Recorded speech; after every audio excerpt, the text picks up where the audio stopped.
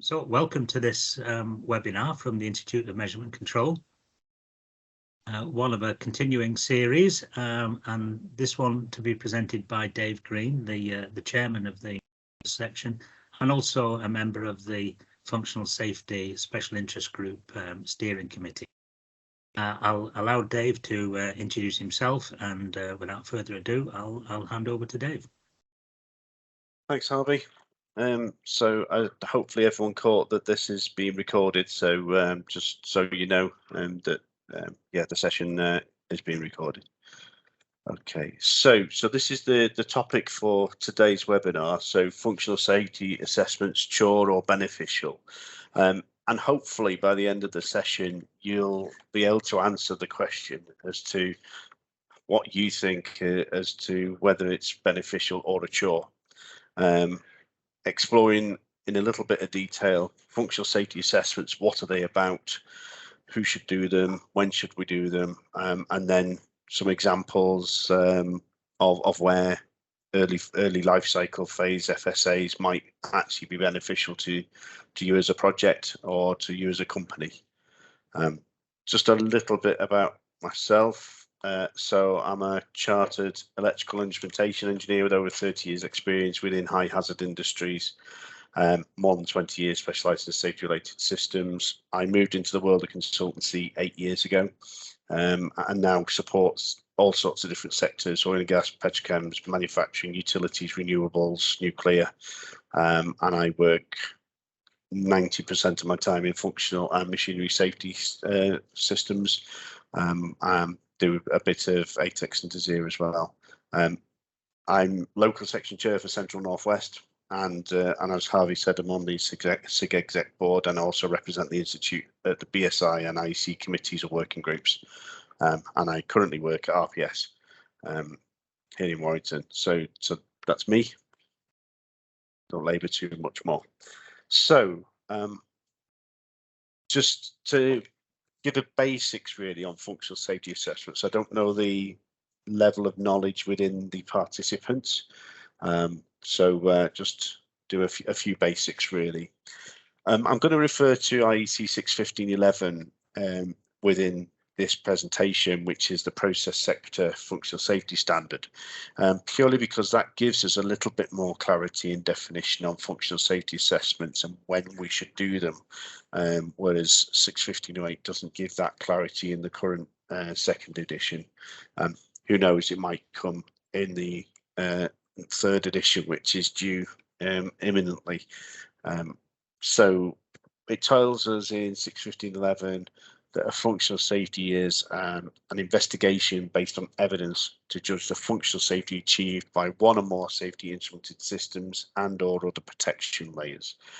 I need to expand a little bit really. There's a similar definition in 658 part 4. Basically what we're looking at in a functional safety assessment is that using the instrumented systems meets in all respects the requirements of the standard being followed. So whichever standard is defined in the company's functional safety management system, you're following those requirements. So that's what we're trying to do when we're doing a functional safety assessment. Why do we need to do that? Well, if we do that, then we can prove that we have tolerable risk in our operations and therefore sufficient evidence that we've implemented things that we should have done. So this is why I'm referring to 61511. This is taken from the safety life cycle in the standard, and it gives us 5 stages of functional safety assessment. So the first stage is after we've created our safety requirement specification.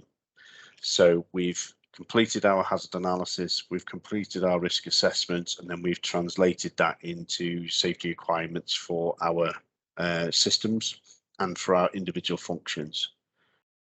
The second stage is when we have completed the design and the engineering of our safety instrument systems and functions in line with the requirements. So that is before we start to install our equipment. Hopefully we've checked out the design before we've purchased any devices, or at least the devices we've purchased are configurable to allow us to install them correctly for what we need. Stage 3 is post-installation commissioning and validation. The key activity here is validation back to the safety requirement specification. So that's the point where hopefully you sign off the system as providing the protection you require, and then the system's ready to operate, ready to provide the protection that you need from the earlier analysis. Stage 4 is during the operation and maintenance phase. And stage 4 is not expected to be a single one-off activity. It's expected to occur multiple times, and we'll see what the requirements are in the next slide, I think. And stage 5 is during the modification process. So these are the 5 stages that have been defined. IEC 61508 doesn't have the same clarity currently as to where we ought to consider doing a functional safety assessment. So these are the requirements that are mandated if we choose to follow the standard. So the standards obviously are not law in any jurisdiction, but they are seen as good practice by regulatory bodies, certainly here in the UK, and are more and more being referred to by government agencies outside of the UK. So it tells us in the standard that they shall be undertaken in advance of hazards being present, and they shall be periodically undertaken during operation and maintenance. So they're the two statements. Now, depending how you plan on commissioning your system, you may need to do a stage 2 FSA if, for example, you're going to commission with the material that you're trying to prevent harm with. So if you're commissioning with the chemicals or the hydrocarbons that you were trying to stop overfilling, for example, then you might need to do a stage 2. However, stage 3 is always required. That is the one in advance of starting to use the function during our normal operation and maintenance. And there's the statement for the stage 4. They should be undertaken periodically. Periodically being whatever you've said in your functional safety management system and been accepted by your regulatory authorities. So it's expected to be a more than once. Reviewing how we operate. So they're the requirements. Stage 1 is a should be considered. Stage 5 is a should be considered. But these the minimum is 2 stages of 3 and 4, maybe stage 2, depending how you plan on commissioning your equipment in there. Hopefully that makes sense. So who can do an FSA? Well, it gives us a couple of pieces of guidance in 61511.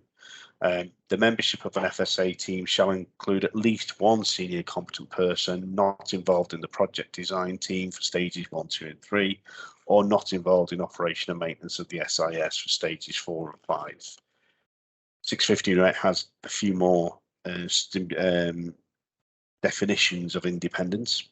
Either independent person, independent department, or independent organisation.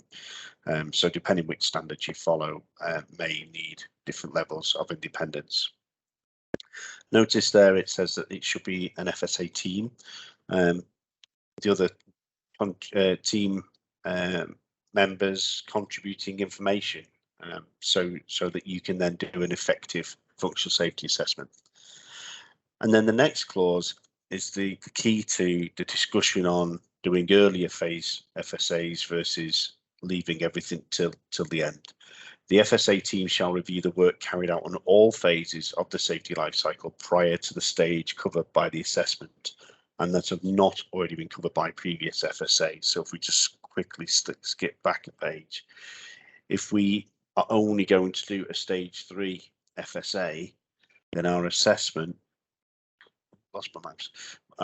needs to go all the way back to our hazard and risk analysis, meaning that there's going to be quite a bit of documentation to check and any errors early on. may have caused issues.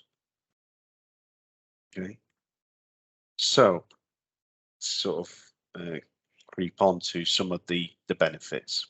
So if we complete early FSAs, and this doesn't really mean doing all of them all at once, all at the same time, because that you won't see the benefits as much at that point.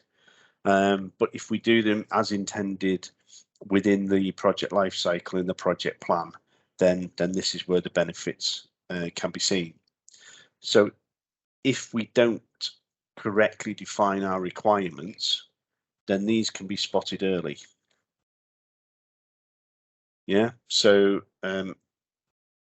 so the sufficient detail included within the hazard analysis or hazard, for example, of the required functionality. So if we just have a very weak, we need a safety function to do some to stop a level rise. Well, which lines are we worried about? Which lines do we need to close off? Are there existing valves there that we can use? Are there new valves required?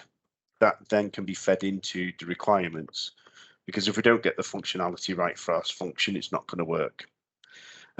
We've got sufficient robustness within the risk assessment. LOPA, for example, define the safety requirements. Have we incorrectly, for example, used 3 or 4 claims for a basic control system rather than the allowable 2 that we can use based on the standard?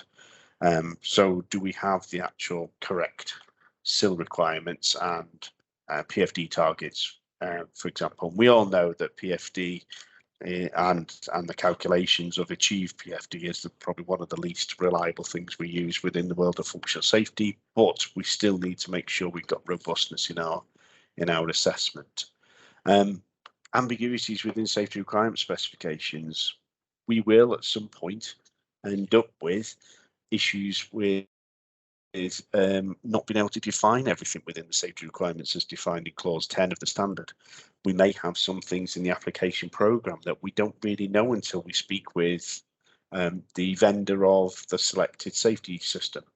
At the point of doing this early in our evaluation, we may have 2 or 3 vendors in contention.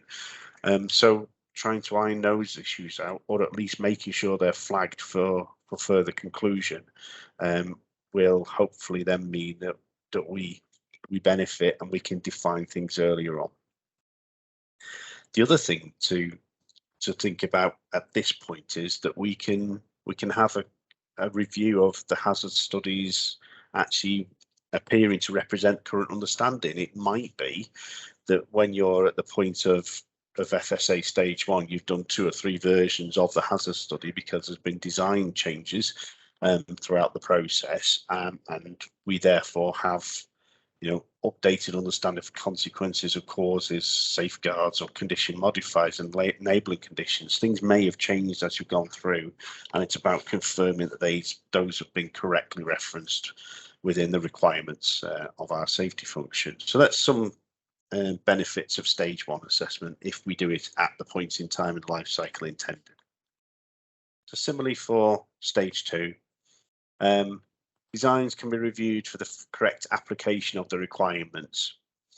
So things like provision for ongoing with inclusion of provision for ongoing operation and maintenance phases, testing frequencies.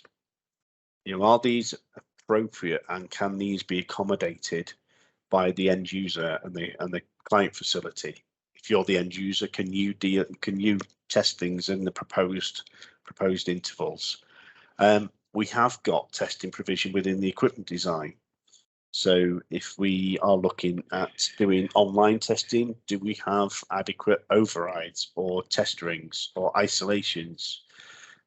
So those things helping us to be able to test it going forward. Or are we going to accept that every 3 months we shut the whole facility down to do the testing? We also have the correct implementation within the design for supporting measures, other protections we may have claimed within our risk assessment, and things like if we are using overrides, have we got other means of monitoring the process whilst the override is in use. We need to also make sure that those designs have sufficient resolution of any of the holds during the specification phase. So things like trip settings, we may not have fully known or had to complete some further calculations to work out the trip settings, process safety time and the applicable response time, which was the subject of a previous webinar. And some application programming parameters. Once you know which vendor you've selected, then making sure they're all appropriate. The key thing for these two stages, if we do them at the right time, is these are paper changes. I know most of it is electronic now, but they're paper changes before we actually have bought any equipment, and therefore, hopefully, that the impact is less than if we're doing things later on.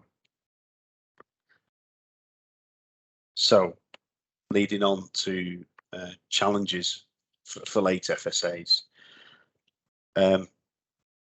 Obviously, if we do early FSAs later in the project, it's probably just as bad. You know, the completion of FSAs is not dictated to be completed at the early life cycle phase, although it is encouraged in the standard with the term consideration can be given to the 5 stages. And the requirements, as we saw earlier, to be conducted in advance of hazards being present is normative based on the term shall. And the assessments need to include all phases that haven't been assessed in another stage. So what do the challenges include? Well, designs not meeting the requirements of the hazard studies. You know, if we don't define them sufficiently, we may end up with implementing something that means that we aren't tolerable. We haven't achieved the risk reductions needed in order to satisfy the requirements of the hazard studies. We haven't correctly developed items which were unknown when we created the safety requirement specification. Things like the performance requirements of the application program, or the correct trip point, or the correct response time in relation to a process safety time. We may not be able to test our functions whilst we're doing proof testing. We may not have the sufficient equipment in the process to allow us to do this without disturbing the production and the equipment. And we may need to shut everything down to do the testing, which may or may not be applicable or allowable. Apologies, with the frequencies that have been derived. And we may have actually got some incorrect equipment being implemented, and therefore we don't actually meet our SIL requirements in full. So these issues mean that adequate safeguards may not be in place to make sure we're tolerable, and therefore we haven't achieved that before operation, and therefore the system should not proceed to operation. So this can lead to significant delays to operating the equipment. If we've got the wrong device, for example, then we might have to order another device that could be on a 6, 8, 10, 12-week delivery. And I know currently in the UK, delivery times are delayed much more than normal. Just the situation we're in with post-COVID, post-Brexit, and other issues that are going on in the market at the moment, chip shortages, etc. And also it'll include extra costs to redesign and implement the protections. Your design team probably will be disbanded at this point in the project. So then it's re-establishing a team, getting the systems back up and running, updating the designs, and then actually reinstalling, recommissioning, revalidating, and then doing the FSA again. So there's some of the challenges that we face by only doing an FSA later on in the safety life cycle in advance of the hazards being present, where we are wanting to now use our equipment for the safe operation of the facility and the equipment. Now we can talk machines, we can talk process plants. It doesn't matter what it is. We talk the equipment not being able to operate. That's where we have the issue. And obviously, you'll have some very upset production managers out there who are unable to run the equipment as intended. So a few examples. I thought I'd just throw a few in to try and cement the messages that we have. So if we are using sub-suppliers, we should be obviously giving the full information of what we need to a sub-supplier. But if we give them incorrect information, then that could lead to incorrect implementation. So for example, if we only define a SIL band to a supplier without a PFD target, that means that we could end up with a system that meets the band, but doesn't actually meet what you need in your risk assessment. So then you've got to come up with a solution. So yes, that's one issue. Or if we don't define a test strategy which can be implemented. So for example, if we define that we remove a level probe from a tank every 12 months and submerge that in a bucket of fluid to simulate high level within the vessel, can that be done every 12 months? Or as actually the vessel high hazardous material within it, fuming acids, for example, which mean actually you minimize that activity to be done once every 5 years, because you want to make sure that the vessel's empty and clean before you expose any people to any of the fuming acid. Well, that might not actually be achievable. The design may require the 12 months. You can only do it 5 years. So therefore, you need to have some sort of interim testing program in place. So what do you do? So there's one result in that functional safety wouldn't be achieved because we either didn't get the system delivered as required, or we can't test it and maintain it and continue operation. Both of which, if we put a PFD target in the requirements and we put our required testing strategy in there, that could then lead to a different design being proposed. Multiple sensors, for example, may be the solution. Safety requirements change. So if during the risk assessment stage and when we're doing our layers of protection analysis, there's been some learning achieved between that activity and the previous hazard analysis activity, or the team just thinks something different. We alter consequences, we add extra causes, but we don't then review that with the hazard analysis team.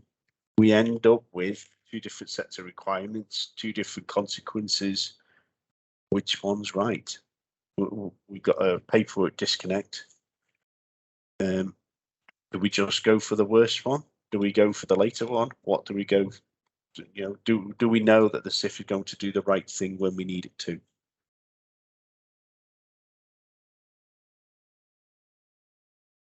This next one possibly happens more than we think. We buy the incorrect equipment. So we incorrectly buy the equipment, install it, and due to the incorrect specification detail when we purchase it. So it means that we could end up with devices being purchased that aren't recommended for safety service. So when you're trying to close out some actions in the paperwork side, in the justification that you've met your PFD, the manufacturer comes back and says it should not be used in safety service. What do you do then? Do you use it in safety service going against the manufacturer's recommendations, or do you actually need to get a different device? Or it's not suitable for the environmental conditions. Normally temperatures and humidity and those sorts of things are usually okay, but hazardous area requirements, we think that we are using the device. Well, sorry, we purchased a device for a non-hazardous area, so it's not ATEX rated or DESIR rated, and we have the device installed in a hazardous area. That's not allowing us to power up the device, and therefore it doesn't, again, functional safety is not achieved. If you've got older devices and you can possibly look at prior use and proving in use items for the first one, it's possible, but for new devices, you ought not to go against the manufacturer's recommendations, especially when they come out with a very bold statement saying this is not intended to be operated in safety service. And another one that I've come across in the past is management of change. So no management of change paperwork has been completed. We're updating our safety functions. We may have redone analysis, but we haven't actually documented the impact on safety. So does the change introduce extra hazards? Does the change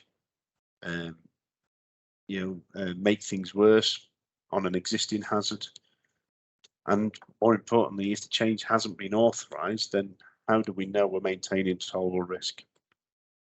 So by not achieving our functional safety management requirements, who knows if the safety has been compromised or not? We don't know without doing the analysis, and therefore at the point of trying to operate the equipment with the function, we then will come across these questions which may or may not expose additional issues that we haven't thought about previously. So, for examples, hopefully they sort of help identify some of the things that are observed across industries when people are doing functional safety assessments. We do need to review all of the safety life cycle phases. So if we do that early, it means that we can resolve omissions and errors, allowing changes only on paperwork. The early phase FSAs also allow for design decisions to be concluded jointly between the end user and the designers in advance of purchasing any equipment. I'm currently working on a couple of projects where we're in that sort of scenario at the moment of trying to work out a few things with suppliers, the end user, and then the ultimate actual designer. So to make sure we know how these things work, how they need to work for the facility, and actually whether some different solutions are available to minimise, for example, extra device purchases. Obviously very important when there's a finite pot of funds available. Early phase FSAs do need coordination and planning, and depending if you've got people independent within the organisation, might actually include bringing a third-party company in as well to do the FSA for you, and that can be a challenge if the request is late to the third party and they don't have availability. Then that might be an issue. So it does need thinking about, it does need planning, but it should save later issues, as we saw earlier on. And also, by doing an early phase FSA, getting some actions, resolving those actions, it should shorten the duration of the final FSA, the stage 3, the in advance of hazards FSA. That should be a shorter FSA to complete. There's a few things to comment on late phase FSAs. If you are only doing a later phase FSA, then they will take longer to complete, as we've got to go through the whole life cycle at that point. So we need to go all the way back to our hazard analysis, our HAZOPs that define the functionality, check that that has correctly gone through to our risk assessments in our, for example, LOPAs, check that they've also been correctly translated into the SRS, and all the way through design, install, commission, etc., etc. So it might be that an error in writing the SRS actually only gets discovered when you come to do your FSA stage 3, because your validation checks back to your SRS, so that wouldn't then get picked up at that point. Sorry, on to the next point. Yeah, so design issues may not become apparent to the commission and validation as they may review the incorrect documents. So we might have validated back to the design documents, which are good from a design document perspective, meet the requirements that were defined, but actually those requirements were incorrect. So they're you know the big issue there.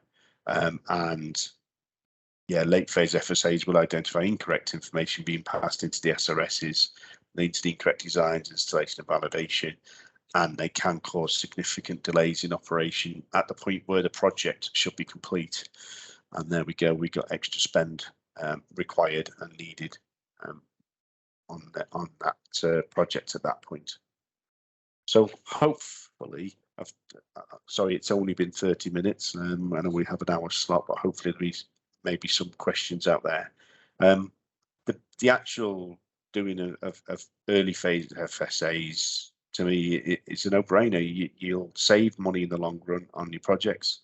You will pick up things on paper that you can then resolve, rather than the point where you are now in the stage of trying to operate the facility and not being able to operate the facility in a way in which you could defend to regulatory authorities and in line with your company procedures and your process safety management procedures. So hopefully you can decide if you think it's a chore or a benefit with some of the information shared. So that's the last slide, guys. So if there are any questions, have we got any questions?